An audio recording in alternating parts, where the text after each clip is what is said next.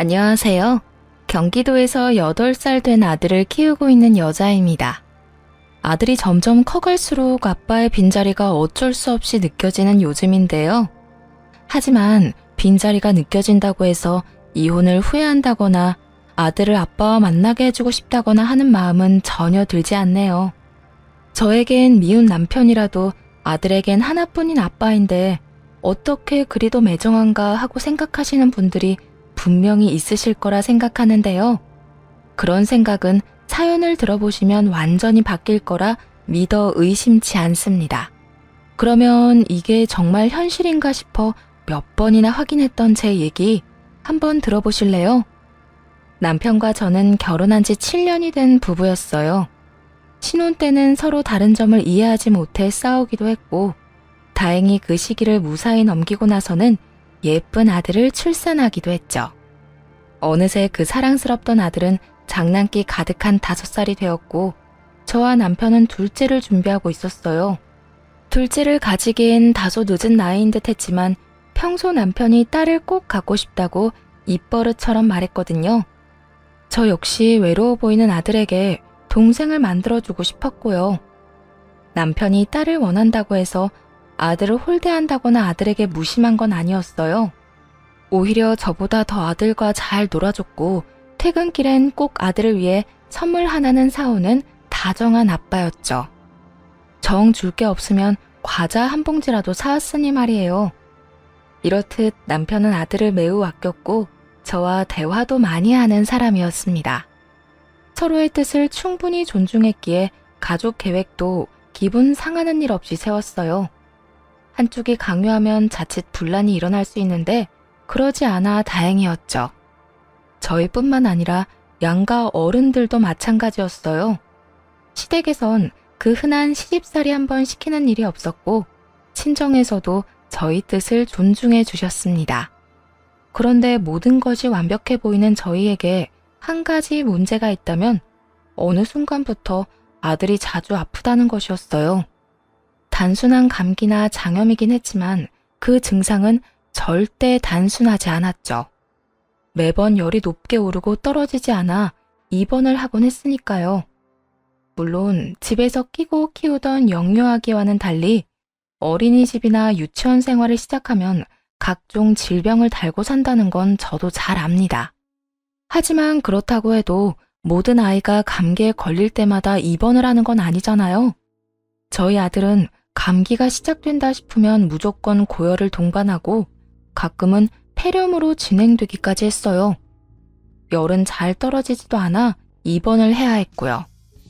여보, 민이 또 열나. 39도가 넘었어. 또? 감기 기운 없었잖아. 감기 기운은 분명 없었는데 나도 잘 모르겠어. 아무래도 또 입원해야 할 것 같으니까 내가 가방 챙길게. 당신은? 알고 있어. 난 민이 울지 않도록 잘 보고 있을게. 울면 열이 더 오르니까. 굳이 말하지 않아도 각자 역할을 딱 분담할 정도로 그런 상황에 익숙해졌고 아들이 아픈 상황에 익숙해지면 익숙해질수록 걱정은 늘어만 갔어요. 어른이 아파도 걱정인데 아이가 그렇게 자주 아프니 너무나도 걱정스러웠죠. 그나마 다행스러운 건 그 당시 제가 일을 쉬고 있었다는 것이었어요. 맞벌이를 했다면 병간호 때문에 한 명은 회사에 아쉬운 소리를 해야 했을 텐데 그것 때문에 싸우느라 스트레스가 만만치 않았을 테니까요. 다행스럽게도 저희는 그런 감정 낭비를 할 필요가 없었어요. 제가 아이와 함께 병원에 가면 자연스럽게 남편이 필요한 물품을 가져다 주곤 했죠. 그날도 마찬가지였어요. 오랜만에 친구들과 약속이 있어 주말에 외출을 하고 돌아오니 아침까지만 해도 멀쩡하던 아들이 기침을 하고 콧물을 흘리고 있더라고요. 불안한 마음에 체온을 재보니 꽤 높게 측정되었고 가지고 있던 비상약을 먹여봤지만 역시나 소용이 없어서 결국 병원으로 갔습니다. 그렇게 새벽녘에 아들은 응급실을 거쳐 입원까지 하게 되었어요. 멀쩡하던 아들이 갑자기 아무 이유도 없이 열감기에 걸린 것이 이상하긴 했지만 그때까지만 해도 대수롭지 않게 생각하고 있었어요. 앞서 말씀드렸다시피 아이가 유치원 생활을 하다 보면 아픈 일은 비일비재했거든요. 그런데 아들이 갑자기 이런 말을 하더라고요. 아빠랑 차가운 물로 씻었어. 나는 차갑다고 계속 소리쳤는데 아빠가 계속 찬물만 틀었어. 참 이상하더라고요. 한여름에도 아이를 찬물로 씻기지 않는데 하물며 가을이 지나가고 있는 쌀쌀한 날씨에 아빠가 찬물로 씻겼다고 하니까요. 그럼에도 아이의 말을 귀 기울여 듣진 않았어요. 그 이유는 그 나이 때 아이들이 종종 꿈을 현실처럼 이야기하기도 했고 없던 일을 사실처럼 말하는 일도 있기 때문이었어요. 하지만 아예 없는 말이라고 하기엔 설명이 꽤 구체적이기도 했고 확신에 찬 아들의 표정을 보니 거짓말을 하는 것 같지는 않아 남편에게 물어보았죠. 여보, 혹시 민이 오늘 찬물로 씻겼어?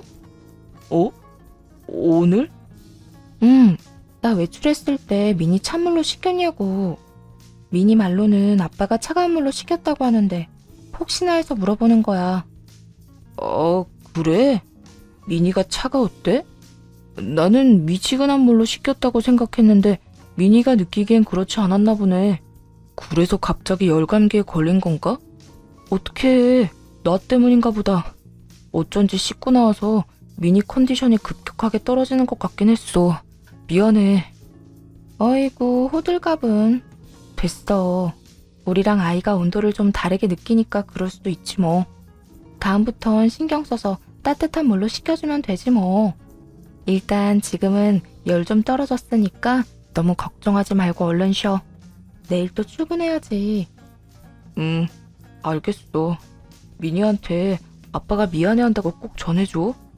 남편이 너무나도 미안해했고 또 실수였다고 하니 저도 그러려니 했어요. 요즘엔 엄마보다 육아를 더 잘하는 아빠들이 많다고들 하지만 저희 남편은 그런 아빠는 아니었으니까요. 그렇게 시간이 흘러 7일 동안의 입원 생활을 마무리하고 회사에 양해를 구하고 시간을 내 데리러 온 남편의 차를 타고 집으로 향했어요. 집에 도착하니 정성 들여 밥상을 차려놓은 것은 물론이고 대청소를 비롯해 이불 빨래까지 싹 해놓았더라고요. 어머나, 이불 빨래까지 다 한 거야? 이 음식들은 또 뭐야? 당신이 다 했어? 언제 이런 걸 다 한 거야? 언제 하긴, 어젯밤에 다 해놓고 잤지. 청소랑 빨래는 틈틈이 해뒀고 아무래도 미니가 면역력이 떨어진 상태니까 집이 청결해야 할 것 같아서 말이야. 어머나, 정말 고마워. 다른 집 남편들은 집을 엉망으로 만들 줄만 알지 치울 줄은 모른다고 하던데 우리 남편은 뭐든 이렇게나 잘하네. 회사 그만두고 전업주부에 길을 걸어도 손색이 없겠어. 별 말씀을. 당신은 아픈 미니 돌보느라 제대로 먹지도 못하고 잠도 못 자는데 나 혼자만 편하게 지내는 게 너무 미안하더라고. 그래서 내가 할 수 있는 선에서 집안일 다 해놨어. 일단 난 회사에 다시 가야 하니까 민이랑 밥 먹고 푹 쉬어. 저와 아들을 무사히 집에다 데려다주고 회사로 돌아가는 남편을 보며 정말 이런 남편은 또 없겠다고 생각했어요. 시간이 지나고 보니 이런 남편이 없긴 없더군요. 그걸 너무 늦게서야 깨달은 것이 큰 한으로 남기는 하지만요. 하여튼 한바탕 소동이 지나가고 난 후 가정엔 다시 평화가 찾아왔어요. 그런데 그 평화는 그리 오래가지 않았죠. 아들이 한 달도 채 되지 않아 장염에 걸려 또 입원을 하게 되었거든요. 점점 입원이 잦아지고 그 주기도 짧아지니 참 생각이 많아지더라고요. 아무리 유치원에서 이런저런 질병들을 옮아온다고들 하지만 이쯤 되니 아들의 입원이 오롯이 제 잘못이란 생각이 들었어요. 덜컥 겁이나 이런저런 검사를 받았지만 아들에게선 별다른 게 발견되지 않았어요. 그저 제 걱정만 커져가고 있을 뿐이었죠. 혹시나 하는 마음에 아들에게 유치원에서 뭘 먹었는지 물어보니 식단표에 기재된 음식들과 같은 것들만 말하더라고요. 모든 것이 그저 의아하고 걱정스럽던 그 순간 아들의 입에서 너무나도 의심스러운 말이 흘러나왔어요. 그리고 아빠랑 빵이랑 우유 줬어. 그런데 맛이 없었어. 이상했어. 뭐? 아빠가 준 빵이랑 우유가 이상했다고? 아빠가 준 거 맞아? 유치원에서 먹은 게 아니고? 응, 아빠가 줬어. 엄마 몰래 빨리 먹으라고 했어. 밥 먹기 전에 간식 먹으면 안 되는데 민이 예뻐서 주는 거라고. 또 뭔가 이상하더라고요.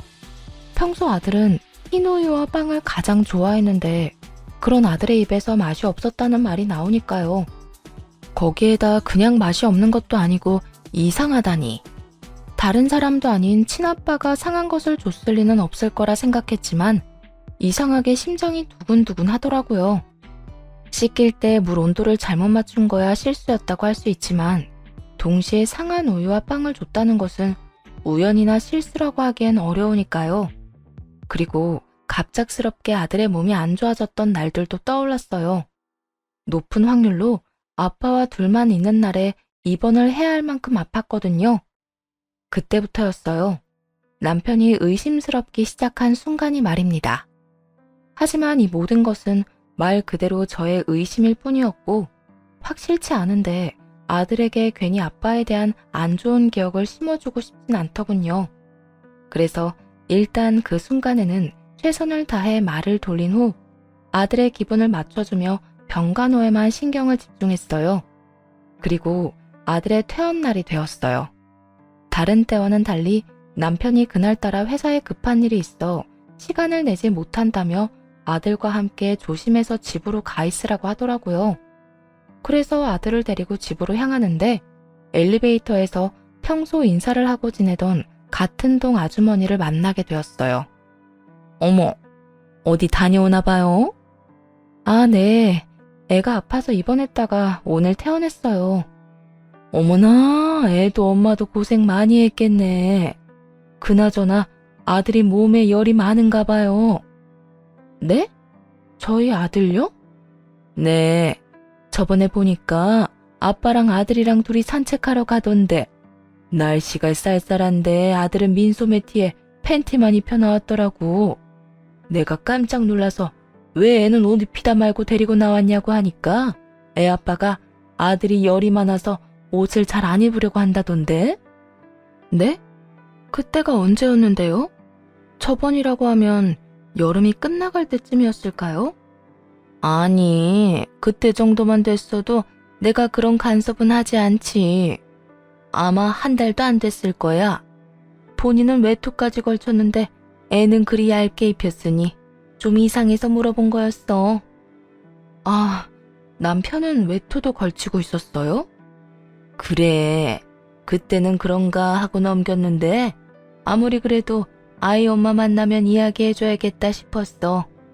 날씨가 쌀쌀한데 그 차림은 좀 아니지 않나 싶어서. 왜, 아빠들은 애가 원하면 뭐든 그냥 해주니까 그렇게 입힐 수도 있지만 이런 날씨에 애가 감기라도 걸리면 엄마가 얼마나 고생해? 아, 그렇긴 하죠. 애아빠한테 애가 원해도 얇게 입히면 안 된다고 말해줘야겠네요. 감사해요. 역시나 이상하더라고요. 보통 남자아이들이 이리저리 뛰어다니느라 늘 땀을 흘리고 몸에서 열이나 더워한다는 건 저도 잘 압니다. 하지만 아들은 열이 많기는커녕 아기 때부터 추위를 많이 탔어요. 그래서 여름에도 옷을 두껍게 입는 것을 좋아하는 조금 특이한 아이였어요. 일단 대충 대답을 얼버무리며 집으로 돌아왔습니다. 그리고 그간 입원해 있느라 제대로 씻지 못한 아들과 간단히 샤워를 할 때였어요. 세면대 위에 웬 렌즈통이 떡하니 올려져 있는 게 아니겠어요?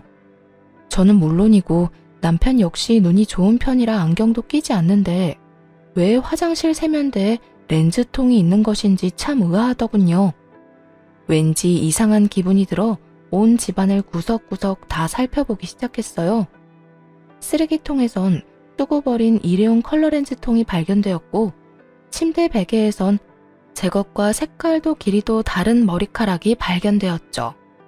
증거들을 놓고 보니 정말 정신이 아득해지더라고요. 그냥 남편이 바람을 피우고 있다는 것만으로도 충격이 큰데 그 외도를 위해 아들이 이용되었을 거라는 생각이 들어 더욱 충격이 크더라고요. 한참을 그렇게 멍하니 있다가 좀 더 상황을 알아내야겠다고 생각했어요. 그래서 일단은 남편에게 그 어떤 추궁도 하지 않기로 했죠. 확실한 증거가 나오기 전까진 그저 남편을 지켜보기로 하면서요. 단 혹시 모르니 남편과 아들이 단둘만 있게 하는 일은 없도록 했어요. 그 후로 티를 내지 않고 남편을 의심스러운 눈초리로 살펴봤지만 남편은 평소와 다름이 없더라고요. 오늘은 좀 늦었네? 요즘 회사 비상이야. 중요한 계약 앞두고 전 직원이 야근 중이라니까. 그래? 힘들었겠네. 그런데 손에 그건 뭐야? 뭐긴 뭐야. 당신 어제 드라마 보다가 매운 닭발 먹고 싶다고 했었잖아. 그래서 사왔지. 이건 당신 닭발이고 이건 우리 아들이 좋아하는 아이스크림. 오늘은 늦는 대신 야식거리 좀 사왔어. 잘 먹을게. 당신 좀 이상한데? 무슨 일 있어?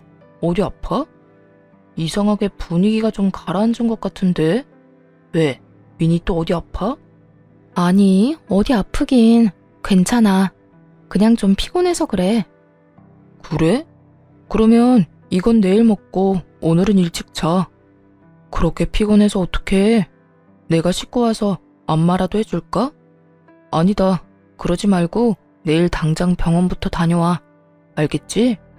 다녀와서 나한테 연락도 좀 하고. 혹시나 계속 기운 떨어진다 싶으면 한의원에 가서 약이라도 지어 먹어.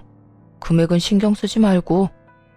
남편은 여전히 회사 생활을 열심히 했고 퇴근을 하고 집으로 돌아오면 늘 그렇듯 가정에 최선을 다하려고 애쓰고 있었어요. 혹시나 하는 마음에 남편이 자는 사이 휴대전화를 살펴보기도 했지만 허무할 정도로 아무것도 나오지 않더군요. 이 모든 것이 그저 혼자만의 이상한 오해인가 싶기도 했습니다. 그렇게 시간이 흘러 그냥 남편에게 직접 물어봐야 하나 고민하던 어느 날이었어요.